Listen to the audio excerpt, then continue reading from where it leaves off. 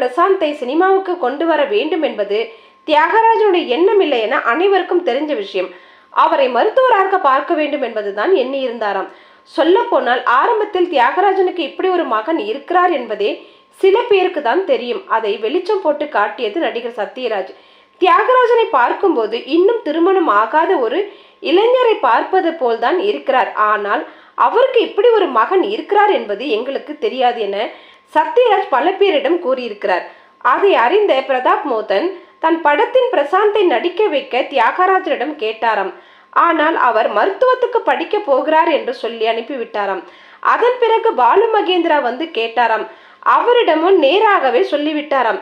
அதை அடுத்து ராதா பாரதி தியாகராஜனிடம் 12 நாட்கள் மட்டுமே நடித்து கொடுத்து விட்டு போக சொல்லுங்கள் என்று மிகவும் வற்புறுத்தி கேட்டதால் வெளிவந்த படம் தான் வைகாசி பிறந்தாச்சி படம். வெளியாகி பார்க்கும்போதுதான் படம் சூப்பர்